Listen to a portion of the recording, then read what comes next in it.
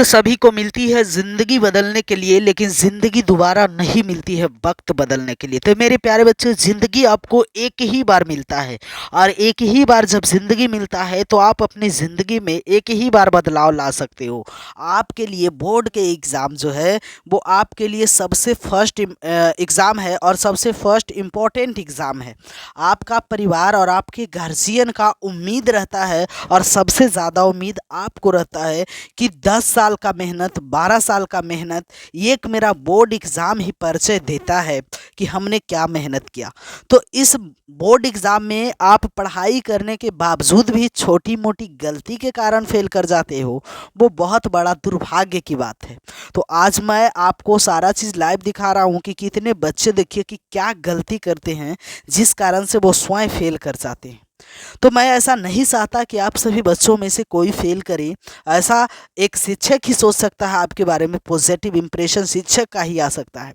तो देखिए, सबसे पहला गलती जो बच्चे कर रहे हैं वो कर रहे हैं कि हड़बड़ में गड़बड़ कर रहे हैं। मतलब हड़बड़ में आकर के रोल नंबर, रोल कोड भी नहीं भर पा रहे हैं बच्चे।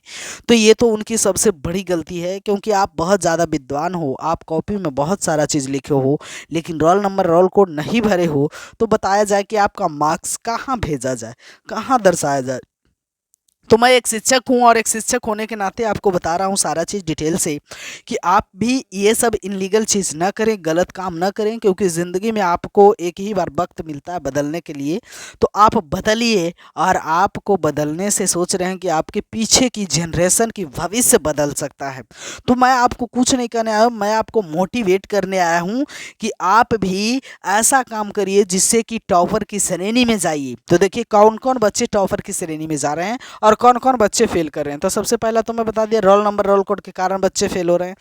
दूसरा क्या कर रहे हैं बच्चे कि सबसे पहले जो प्रश्न नहीं आ रहा है उसी प्रश्न को अनाप शनाप लिख करके पहला 2-4 पेज में बना देते हैं, जिस कारण से फर्स्ट टाइम कॉपी देखते ही टीचर को निगेटिव इंप्रेशन आता है उस बच्चों के लेकर के, और बच्चों के लेकर के निगेटिव इंप्रेशन के कारण टीचर जो है कि नंबर काट लेते हैं। काटने का रीज़न बहुत कुछ हो सकता है मेरे प्यारे बच्चों, क्योंकि आप अगर अनाप शनाप लिखे हो, गलत सलत लिखे हो, तो टीचर को कॉपी चेक करने में ज़्यादा टाइम लगता है, और टीचर को एक कॉपी चेक करने का पैसा मिलता है। और बताइए, अगर कॉपी की संख्या कम होगा तो पैसा भी कम होगा, पैसा भी कम होगा तो टीचर को गुस्सा आएगा। तो मैं नहीं चाहता हूँ कि आप भी टीचर को गुस्सा लाओ और आपका भी नंबर काट लिया जाए। तो आपका नंबर अगर नहीं काटना है तो आप भी बेहतर ढंग से लिखिए। तो अब लिखना कैसे है?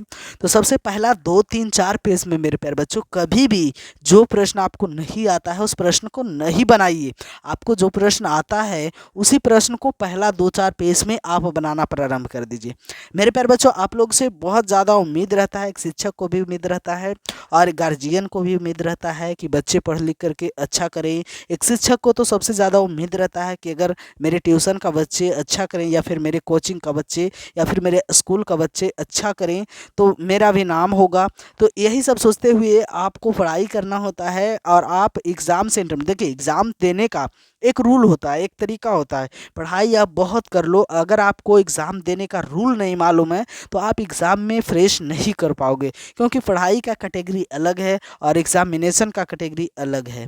आप चाहे बहुत ज़्यादा नॉलेजेबल हो, लेकिन देखते हैं सभी बच्चों को मंच पर बोलने का कैपेसिटी नहीं होता है। वो कैपेसिटी नहीं होने का रीज़न एक ही है कि वो बेचारा पढ़ाई किए हैं, मंच पर बोलने का कभी भी प्रैक्टिस नहीं किए हैं।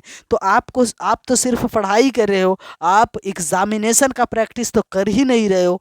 जबकि आपको एग्ज़ाम में बैठने के लिए आपको एग्ज़ामिनेशन का प्रैक्टिस करना बहुत ज़रूरी है, क्योंकि जो काम आपको करना है उसका प्रैक्टिस तो होना ही होना है। आपको प्रैक्टिस तो करना ही पड़ेगा, चाहे हर हाल में हो, आपको करना ही पड़ेगा। क्योंकि पढ़ाई लिखाई से थोड़ी आप एग्जामिनेशन में फ्रेश कर जाओगे। बताइए, कितना का होता है कि बहुत ज़्यादा पढ़ा लिखा हुआ था, लेकिन उनके सामने अगर माइक गिरा दिया जाता है तो उनकी आवाज़ बंद हो जाती है। लेकिन आप बगल वाले को देखते होगे, नॉलेज कम रहता है, लेकिन उनके सामने अगर माइक आता है तो वो बहुत कुछ बोल गुजरते हैं। तो आपको नॉलेज होते हुए भी आप नहीं काम कर पाओ, ये दुर्भाग्य की बात है। तो आप काम करिए, और आपको जो काम करना है उस काम में भी आप प्रैक्टिस करिए। सिर्फ पढ़ाई करने से नहीं होगा। आपको पढ़ाई तो करना ही करना है, वो तो अच्छी चीज़ है, लेकिन पढ़ाई के साथ साथ आपको एग्जामिनेशन की तैयारी भी करना है, जिससे कि आपकी एग्जामिनेशन कंप्लीट हो और उसी से आपका समाज में नाम होगा कि फलाना आदमी जो है वो इतना परसेंट नंबर लाया है, यानी ये अच्छा खासा होगा पढ़ने लिखने में, तब इसका नंबर इतना परसेंटेज आया है। तो आपका परिचय आपका नंबर देता है, इसलिए मैं तो मैक्सिमम प्रयास करूंगा, आप लोगों से एक विनती करूंगा, रिक्वेस्ट करूंगा, आग्रह करूंगा कि जितने भी बच्चे पढ़ाई कर रहे हैं वो सभी अच्छे अंक से पास करें। ये मेरा आशीर्वाद।